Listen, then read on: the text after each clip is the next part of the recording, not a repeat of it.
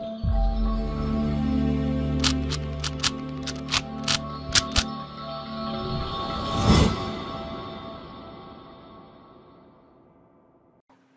guys, welcome to Viva Classes. I hope you like my videos. If you like my videos, please like, share and subscribe our channel. जैसा कि आप लोग जानते हैं कि विवा क्लासेस हमारा चैनल 1 है, जिसमें आपने 12th तक की वीडियोस देख सकते हैं, मैथ्स, अकाउंट्स, इको, बीएसटी। और ये लेट्स कंटिन्यू पार्ट 2 है हमारा, जिसमें हम आफ्टर 12th जिस भी सब्जेक्ट की नॉलेज हमारे पास होती है आपके साथ शेयर करने की कोशिश करते हैं। आज हम आपके पास इकोनोमेट्रिक्स का एक और इम्पोर्टेंट टॉपिक लेकर आए हैं कि जो आपके पास क्लासिकल लीनियर रिग्रेशन मॉडल होता है उसकी क्या असम्पशंस होती हैं, तो उनको हम आपको एक्सप्लेन करेंगे। तो चलिए स्टार्ट करते हैं आज का टॉपिक, इकोनोमेट्रिक्स का assumptions ऑफ CLRM मॉडल। तो देखिए, सबसे पहले आपको पता है कि आपके पास कुछ मॉडल तैयार किया जाता है, यानी आप ये कह सकते हो फंक्शन तैयार किया जाता है। आपने कोई assumptions लगानी है। एक एग्जांपल के तौर पे हमारे पास पॉपुलेशन रिग्रेशन फंक्शन दे रखा है, जिसमें हम डिमांड को लेकर जो है वो प्रिडिक्शन करना चाहते हैं। यानी हमारा डिमांड फंक्शन है, और डिमांड बहुत सारी चीजों पे डिपेंड करती है, कंज्यूमर की इनकम पे डिपेंड करती है, प्राइस ऑफ कमोडिटी पे डिपेंड करती है। यानी ये है आपका एक तरीके से इंडिपेंडेंट वेरिएबल एक्स आई, जो प्राइस हो सकता है, प्राइस ऑफ रिलेटेड गुड्स हो सकता है, इनकम ऑफ कंज्यूमर हो सकता है, फैशन हो सकता है, बहुत सारे एक्स आई हो सकती है। और वाई आई जो है वो एक्स आई पर क्या करता है, डिपेंड करता है, जिसमें बीटा 1 और बीटा 2 पैरामीटर्स होते हैं, और यू आई जो है वो एरर टर्म है। तो ये पॉसिबल नहीं होता कि आप सभी लोगों के जो है वो डिमांड पैटर्न को ऑब्जर्व कर सको। दैट इज नॉट पॉसिबल ना, आपकी कंट्री में जितने भी लोग हैं उनके डिमांड पैटर्न को आप ऑब्जर्व कर सको। तो जनरली हम लोग क्या करते हैं कि सैंपल रिग्रेशन फंक्शन बनाते हैं। सैंपल रिग्रेशन फंक्शन के बिहाफ पर ही हम लोग जो है पॉपुलेशन रिग्रेशन फंक्शन को प्रिडिक्ट करते हैं। तो वहां पर हमारे पास हो जाता है Y I hat is equal to beta 1 hat plus beta 2 hat. X I same रहेगा, क्योंकि अगर आपके पास पॉपुलेशन में डिमांड जो है वो प्राइस और इनकम ऑफ द कंज्यूमर पे डिपेंड करती है, तो अभी भी आपके पास सैंपल में भी जो डिमांड होगी वो भी एक्स आई सेम ही होगा। कि जो डिमांड है सैंपल वाले लोगों की, जो डिमांड है, मान लो आप कुछ एरिया के कुछ लोगों को लेकर ही आप जो है डिमांड पैटर्न ऑब्जर्व कर रहे हो, तो जो सैंपल आप ले रहे हो उसमें एक्स आई तो सेम ही रहेगा ना, यानी जिस पर वो डिपेंड करते हैं वो सेम रहेगा। और यहाँ पर आपके पास आ जाएगा म्यू आई हेड। तो हमने इसके बारे में पहले भी पढ़ा है। तो अब यहाँ पर हम क्या पढ़ने जा रहे हैं, तो देखिए जनरली क्या होता है कि आपने जो OLS मेथड डिस्कस करा, जिसकी वीडियो भी हम ऑलरेडी आपके पास अपलोड कर चुके हैं, उसकी डेरिवेशन हमने करी। ये जो OLS मेथड होता है, ये बीटा 1 हेड और बीटा 2 हेड को निकालने का जो है एक मेथड है, ठीक है। तो हमने जो लास्ट वीडियो में पढ़ा कि कैसे आप बीटा 1 हेड और बीटा 2 हेड को फाइंड आउट करते हो। तो क्या OLS मेथड का काम सिर्फ बीटा 1 हेड और बीटा 2 हेड को ही निकालना है? अगर ऐसा है तो फिर आपका पर्पस जो है वो पूरा नहीं हुआ। क्यों नहीं पूरा हुआ? क्योंकि अगर आपको एज्यूम करना है, फॉर एग्जांपल अगर पॉपुलेशन रिग्रेशन फंक्शन की ही बात करें, तो हमें सबसे पहले तो बीटा 1 और बीटा 2 चाहिए, जो एक्चुअल पैरामीटर्स है। जो बीटा 1 हेड और बीटा 2 हेड है, ये सैंपल के पैरामीटर है। तो सबसे पहला काम, अगर आपने बीटा 1 हेड और बीटा 2 हेड निकाल लिया OLS मेथड से, इसका फॉर्मूला तैयार कर लिया, उसके बाद हमारा काम ये होगा कि बीटा 1 और बीटा 2 जो पॉपुलेशन के पैरामीटर है, ये इनसे कितने क्लोजली रिलेटेड है, ये जानना बहुत ज्यादा जरूरी है। इनमें डेविएशन ज्यादा तो नहीं है। अगर वाकई में ये एक दूसरे के साथ बहुत ज्यादा कोरिलेटेड करेंगे तो आसान रहेगा हमारे लिए बीटा 1 और बीटा 2 को निकालना। तो हमारा पर्पस सिर्फ और सिर्फ बीटा 1 हेड और बीटा 2 हेड को निकालना नहीं है, बल्कि हमें ये भी जानना है कि बीटा 2 और बीटा 1 जो कि पॉपुलेशन के पैरामीटर हैं, वो इनके कितने क्लोज है। चलिए, ये काम भी हमने कंप्लीट कर लिया, बट दैट्स इनफ। अगर मैं पॉपुलेशन रिग्रेशन फंक्शन को जरा ऑब्जर्व करूं, तो पॉपुलेशन रिग्रेशन फंक्शन किन किन चीजों पर डिपेंड कर रही है? वो 3 चीजों पे डिपेंड कर रही है। पहली चीज है बीटा 1 और बीटा 2 जो कि पैरामीटर्स है। फिर डिपेंड कर रही है एक्स आई, जो आपके पास एक्सप्लेनेटरी वेरिएबल या रिग्रेसर कहलाता है, या इंडिपेंडेंट वेरिएबल कहलाता है। और तीसरी चीज है एरर टर्म। तो अगर आपने बीटा 1 और बीटा 2 को फाइंड आउट कर लिया, बीटा 1 हेड और बीटा 2 हेड, जो हमने OLS मेथड की डेरिवेशन में सीख लिया, तो हमारा यहाँ पर काम कंप्लीट नहीं हुआ।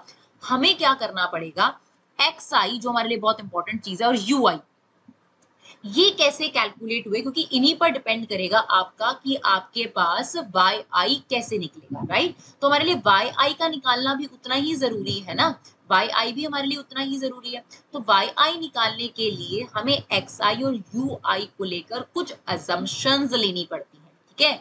तो आपके पास उसने बहुत क्लियरली बोला कि अगर आप पॉपुलेशन रिग्रेशन फंक्शन को देखोगे तो आपको बहुत क्लियरली नजर आएगा कि yi also depend on xi and ui. Therefore, unless we are specify how xi and ui are created or generated, तब तक आपका yi नहीं निकाला जा सकता। यानी डिमांड तब तक नहीं निकाली जा सकती जब तक आप जो उसके डिपेंडेंट फैक्टर है, डिमांड के डिपेंडेंट फैक्टर है, वो आपने क्यों लिए, कैसे लिए, और ये एरर टर्म को लेकर कुछ अजम्पशंस नहीं तैयार करोगे। तो उन्हीं को लेकर जो अजम्पशंस हमें बताई गई हैं वो अजम्पशन हम इस मॉडल में आपके साथ डिस्कस करेंगे, और 7 अजम्पशंस है, और किसी भी इकोनोमेट्रिक्स थ्योरी का जो कॉर्नरस्टोन है वो ये 7 अजम्पशंस है, राइट। तो अगर हम बात करें गैसियन, स्टैंडर्ड या फिर क्लासिकल लीनियर रिग्रेशन मॉडल की, which is the cornerstone of most econometric theory, उसमें 7 अजम्पशंस बनाई गई है। तो उन अजम्पशंस को हम एक एक करके डिटेल में पढ़ते हैं। तो सबसे पहले आपको यहाँ पर्पस क्लियर करा गया कि हमने अजम्पशन पढ़नी क्यों है। क्लियरली है कि ओएलएस मेथड ने अभी तक इस यूनिट के अंदर हमें ये बता दिया कि बीटा हेड और बीटा 2 हेड कैसे निकालना है। ठीक है, बीटा 1 हेड निकलने के बाद आपका काम क्या है? तो after find out the value of या फॉर्मूला ऑफ बीटा 1 हेड और beta 2 hat, we would like to know how close beta 1 और बीटा 2, जो कि पॉपुलेशन पैरामीटर है। ये निकालने के बाद इतने पर हमारा काम खत्म नहीं होता। वी वॉन्ट टू नो, क्योंकि yi जो है वो xi और ui पे डिपेंड करता है, तो xi और ui को आपने कैसे लिया और क्यों लिया xi और ui को ऐसे ही, उसके लिए आपको कुछ अजम्पशन फ्रेम करनी पड़ती है। वही अजम्पशन हम जो है इसके अंदर पढ़ने जा रहे हैं। तो एक एक करके हम 7 अजम्पशंस को डिटेल में आपके साथ डिस्कस करेंगे। देखिए, सबसे पहली अजम्पशन क्या है? सबसे पहली अजम्पशन है जो कि इसके नाम में ही है, आपने देखा क्लासिकल लीनियर रिग्रेशन मॉडल। तो पहली अजम्पशन जो है आपको यहाँ पर जो है इसके मेथड में ही आपको क्लियर हो जाएगी कि यहाँ पर जो मॉडल को लिया जाता है वो लीनियर लिया जाता है। तो सबसे पहली जो assumption है that is linear regression model. The regression model is linear in parameter, दो इट में और इट में not be linear in variable. अब इसका क्या मतलब है? देखिए, ये आपके सामने इक्वेशन 1 है, ये आपके सामने इक्वेशन 2 ले लीजिए और ये इक्वेशन 3 ले लीजिए। अब ध्यान से देखिएगा, इसमें बीटा 1 और बीटा 2 पैरामीटर कहलाते हैं, xi यहाँ पर वेरिएबल है और ui जो है वो एरर टर्म है, राइट। तो उसने क्या बोला? पैरामीटर लीनियर होनी चाहिए, वेरिएबल में और में not be linear in variable. जैसे ही पेरीमीटर नॉन लीनियर हो जाएगा तो वो रिग्रेशन लीनियर मॉडल नहीं रहेगा। तो अब देखिए, ये जो आपके सामने है ये स्टैंडर्ड फॉर्म है, इसमें बीटा 1 और बीटा 2 की पावर 1 है, तो मतलब पेरीमीटर लीनियर है, और वेरिएबल की पावर भी 1 है। तो लीनियर का मतलब होता है जब आपके पास हाईएस्ट डिग्री जो है वो 1 होती है। तो आपके पास बीटा 1 और बीटा 2 यानी पेरीमीटर भी लीनियर है, xi भी लीनियर है।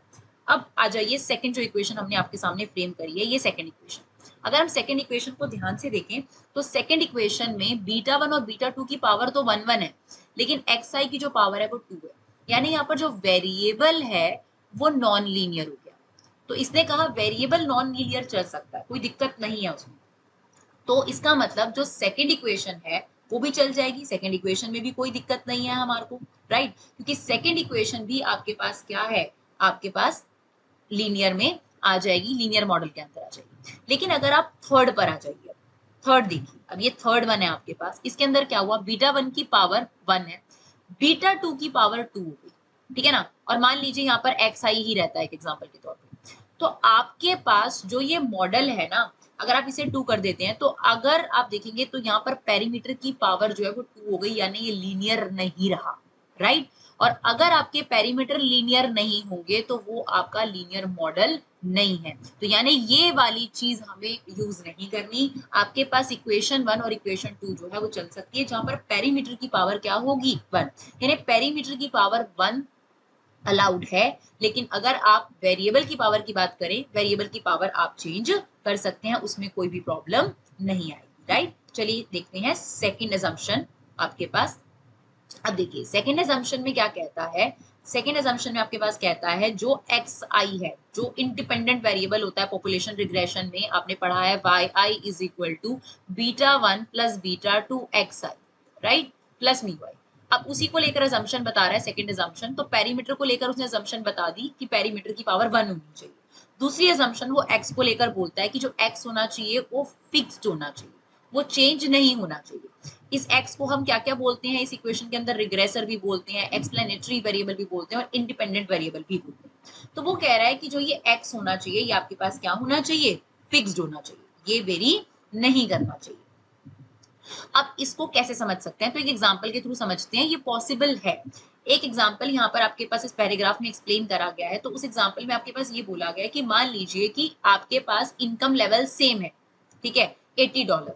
अब अलग अलग फैमिली की आप कंजम्पशन चेक कर रहे हो या डिमांड कुछ भी ले सकते हो, तो हो सकता है ना $80 पर फैमिली ए जो है वो $60 की कंजम्पशन करती है या डिमांड करती है, और जो फैमिली बी है वो सेम $80 पर जो है $75 की डिमांड करती कंजम्पशन करती है।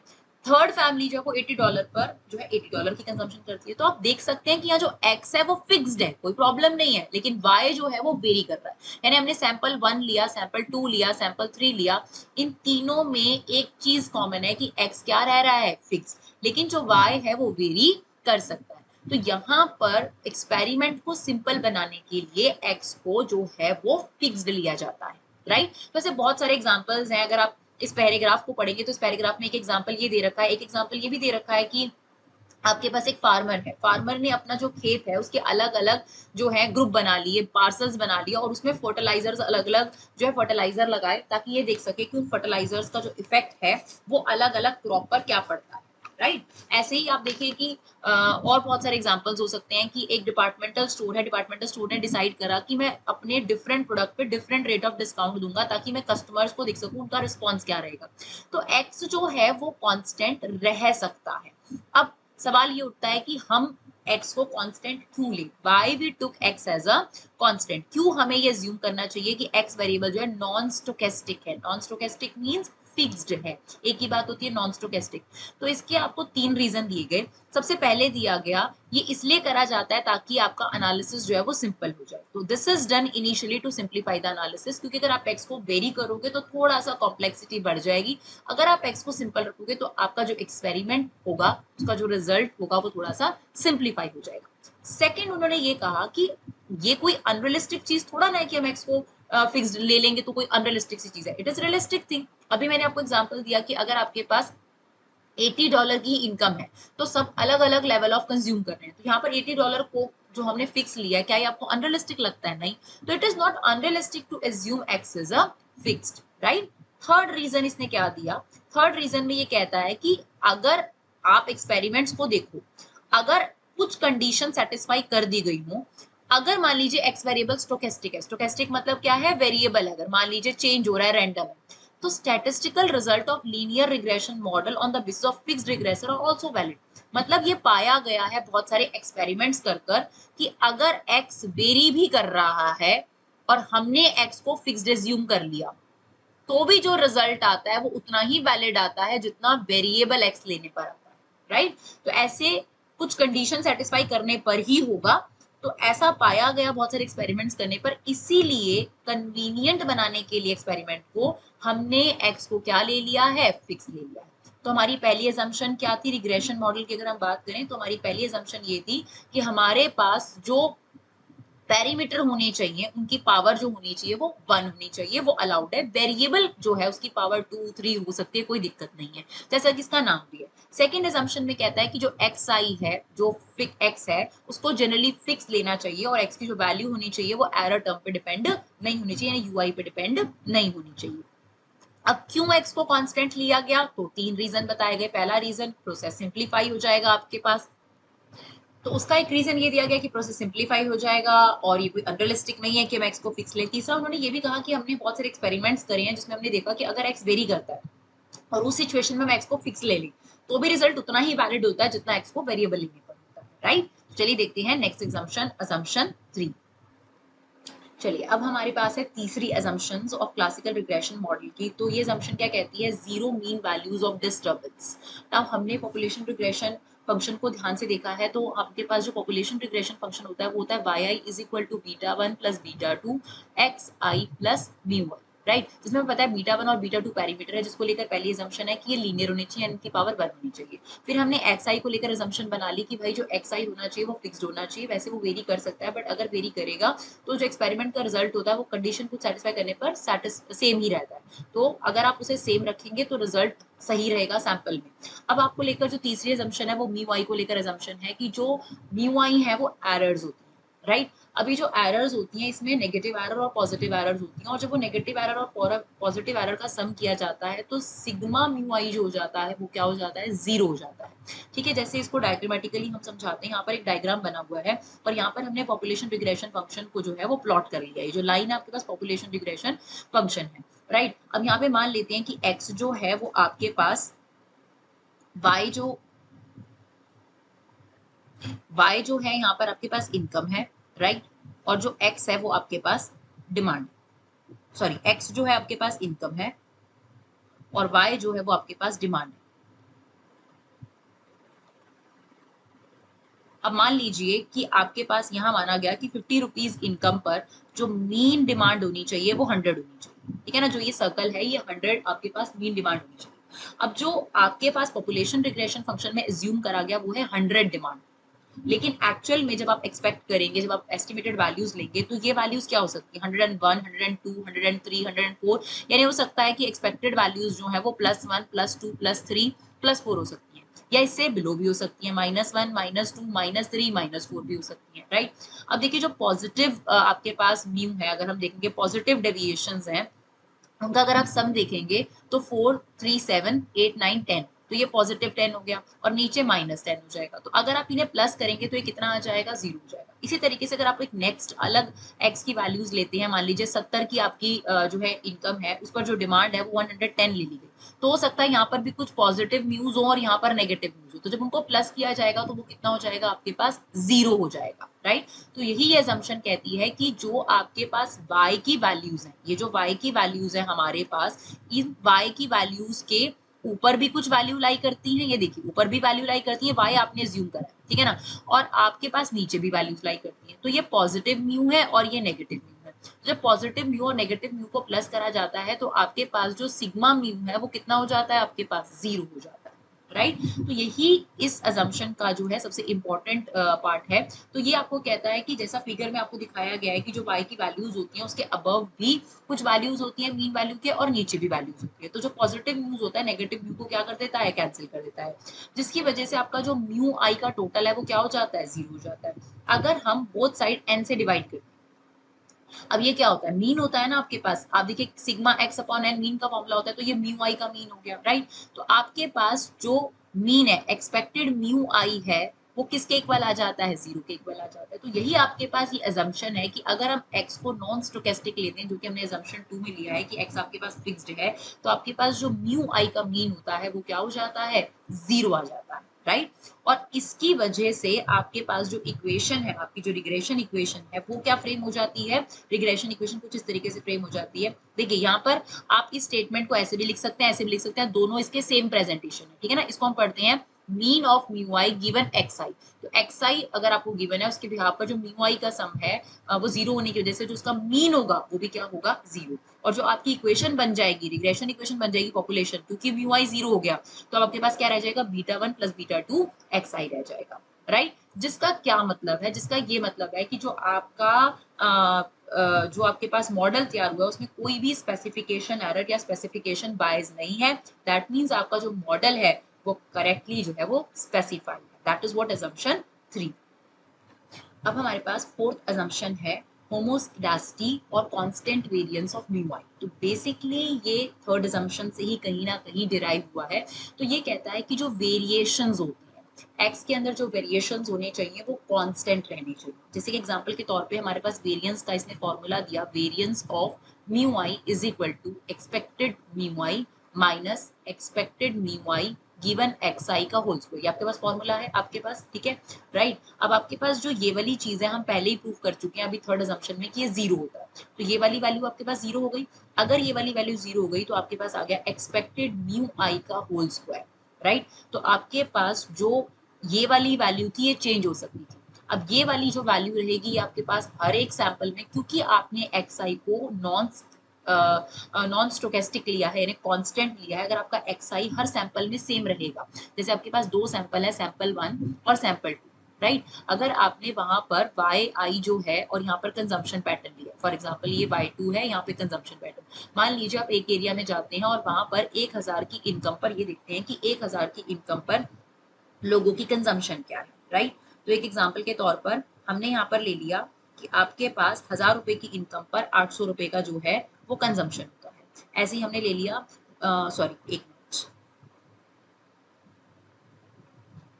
अगर हम यहाँ पे ले लें एग्जाम्पल के तौर पर कि अगर आपके पास ये एक्स आई है और ये आपके पास वाई आई है, तो अगर हम मान लें कि एक्स आई 1000 रुपए इनकम है आपकी और उस पर जो पर्सनल एक्सपेंडिचर है वो 800 है, यहाँ पर आपके पास 1100 है, यहाँ पर हम 1200 ले लेते हैं, 1300 ले लेते हैं, 1400 ले लेते हैं, राइट। ये हमने एक्स आई ले लिया। यहाँ हमने सैंपल पर इनकम देखी, कंजम्पशन देखी, तो ये आपके पास कंजम्पशन है एक एरिया में जाकर कि 1000 रुपए की इनकम पर कोई 800 रुपए कंज्यूम करता है, कोई 900 रुपए, 1100 पर 900 रुपए कंज्यूम कर रहा है। हमने 5 लोग उठाए, एक मान लीजिए आप किसी दिल्ली का ही एरिया की जो है आप कंसिडरेशन ले रहे हैं कि वहां पर लोगों का कंजम्पशन पैटर्न कैसा है। तो आप रानीबाग एरिया में गए, 5 लोगों को आपने पकड़ा और उन लोगों की 1000 रुपए की इनकम पर कितना एक्सपेंडिचर है, 1100 की इनकम पर कितना एक्सपेंडिचर है, 1200 की इनकम पर कितना एक्सपेंडिचर है, आपने को लिस्ट आउट करना शुरू किया, राइट।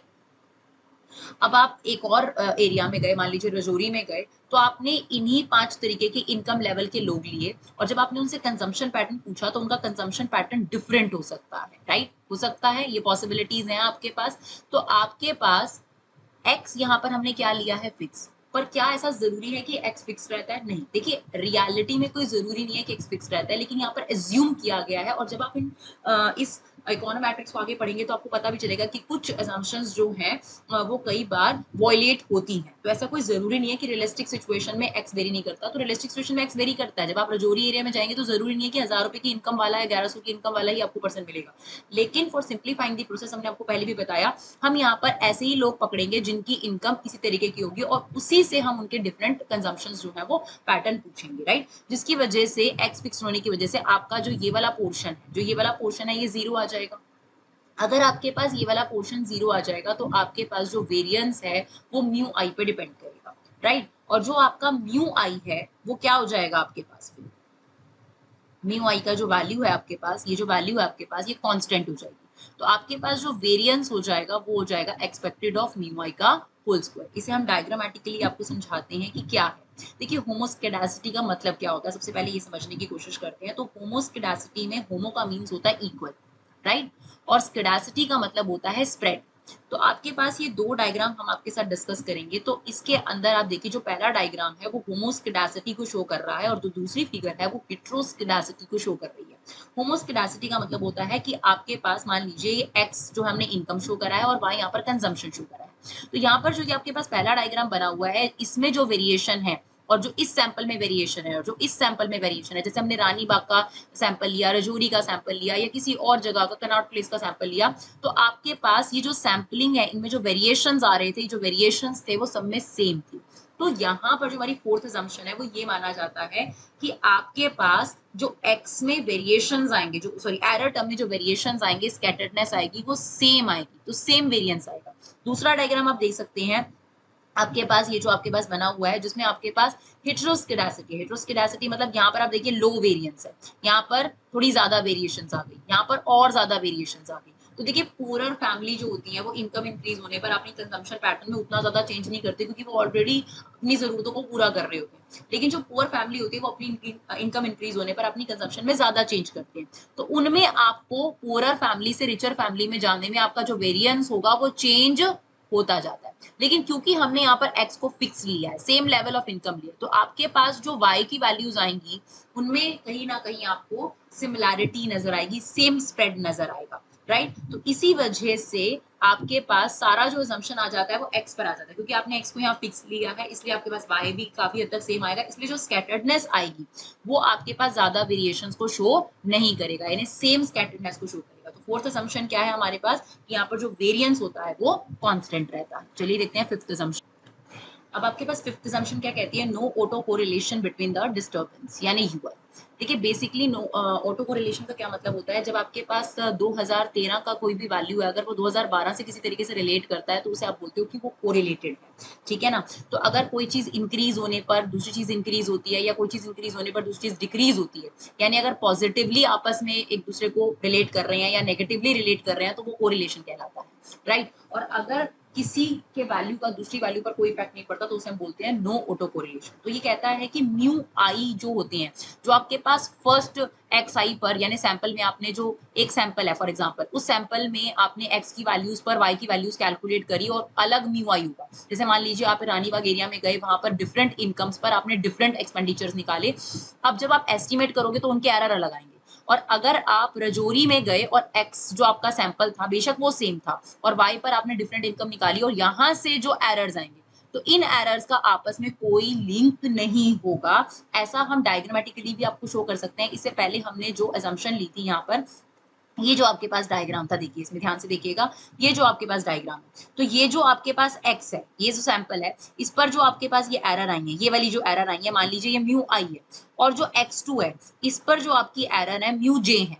तो इस एरर का इस एरर से आपस में कोई लेना देना नहीं है, ऐसा जो है इस असम्पशन का जो है अज्यूम करा गया है इस असम्पशन में, राइट। तो यहाँ पर यही माना गया है कि आपस में जो एक सैंपल की एरर है उसका दूसरे सैंपल की एरर से कोई लेना देना नहीं होना चाहिए। यानी आपके पास ना ही एरर्स ये वाला पैटर्न शो करनी चाहिए, ना ही एरर ये वाला पैटर्न, क्योंकि इस पैटर्न का मतलब है कि ये आपस में पॉजिटिवली रिलेट कर रही है। यानी अगर एक सैंपल की एरर इंक्रीज हो रही है तो दूसरे की भी इंक्रीज हो रही है, या एक की डिक्रीज हो रही है तो दूसरे की भी डिक्रीज हो रही है। तो दो एरर्स के बीच में ना तो पॉजिटिव सीरियल कोरिलेशन होना चाहिए, ना नेगेटिव सीरियल कोरिलेशन होना चाहिए। तो ये असम्पशन ये मांगती है कि उन दो सैंपल्स में कोई भी कोरिलेशन नहीं होना चाहिए। That is what assumption 5। और असम्पशन 6 क्या कहती है? असम्पशन 6 कहती है आपके पास की जो नंबर ऑफ ऑब्जर्वेशन होनी चाहिए वो ज्यादा होनी चाहिए पेरीमीटर से। That is very obvious. अब आप एक एग्जांपल के तौर पे यहाँ पर आप जो है एक्स आई ले लेते हैं और यहाँ पर वाई ले लेते हैं। वाई मान लेते हैं आपके पास एक्सपेंडिचर है या कंजम्पशन है या डिमांड है, कुछ भी ले सकते हो, और यहाँ पर आपने इनकम ली। तो अगर मैं आपको ये बोलूं कि 1000 रुपए इनकम पर जो है वो 500 रुपए कंजम्पशन एक्सपेंडिचर है, तो सिर्फ क्या एक आपके पास ये अगर पेयर हो तो क्या आप किसी भी तरीके से रिग्रेशन कोफिशिएंट्स निकाल पाओगे, यानी बीटा 1 और बीटा 2 की वैल्यू निकाल पाओगे? बिल्कुल नहीं।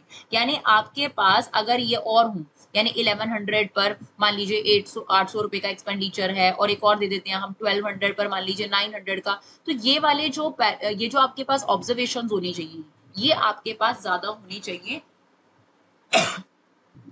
आपके पैरीमीटर्स के मुकाबले। तो अगर आपके पैरीमीटर्स 2 हैं तो आपके पास नंबर ऑफ ऑब्जर्वेशन 3 आपके पास होनी ही चाहिए मिनिमम, राइट। तो नंबर ऑफ यहाँ पर क्या लिखा है? The number of observation must be greater. तो इन्हें ऑब्जर्वेशन बोला गया है, ये जो पेयर्स हमने आपके सामने लिए हैं, तो these observation must be greater than the perimeter. फिर आती है हमारी last observation about x variable. तो हमने इससे पहले आपको एग्जांपल लिया था, अब हम उसको रेक्टिफाई करेंगे और आपको बताएंगे। तो हमने आपके पास एक एग्जांपल लिया था जिसमें हमने डिमांड को फिक्स लिया था 80 सॉरी इनकम को हमने फिक्स लिया था $80 और डिफरेंट लोगों की डिमांड देखी थी। तो जो 7th असम्पशन है वो वैसे सैंपल लेने को मना करती है। वो ये कहती है द वैल्यू ऑफ एक्स जो होना चाहिए सैंपल में वो सेम नहीं होना चाहिए। देखिए जैसे ये सैंपल 1 है एक एग्जांपल के तौर पे, इसमें हमने एक्स की वैल्यू सेम नहीं ली। अगर हम x की वैल्यू सेम लेंगे तो आपके पास जो xi होगा वही आपके पास मीन आ जाएगा, राइट। और आपका जो बीटा 1 और बीटा 2 को निकालने का जो हमने फॉर्मूला लिया है OLS मेथड में, उसमें जो डिनोमिनेटर है वो 0 हो जाएगा। और अगर वो 0 हो गया तो आप बीटा 1 और बीटा 2 की वैल्यू फाइंड आउट नहीं कर सकोगे। तो जो असम्पशन 7 है वो ये कह रही है कि अगर आपने ये सैंपल 1 लिया फॉर एग्जांपल रानीबाग एरिया का, ऐसे ही आप कनाट प्लेस का अगर सैंपल लोगे, तो ये दोबारा आप सेम ले सकते हो, लेकिन x की जो वैल्यूज होनी चाहिए ये वैल्यूज एकदम सेम नहीं होनी चाहिए। That is what assumption 7। तो यहाँ पर हमने आपके साथ 7 असम्पशन डिस्कस करी हैं क्लासिकल लीनियर मॉडल की। अगर आपको हमारी वीडियो अच्छी लगे तो इन्हें शेयर जरूर करें। Thank you so much guys for love and support. Keep supporting your classes.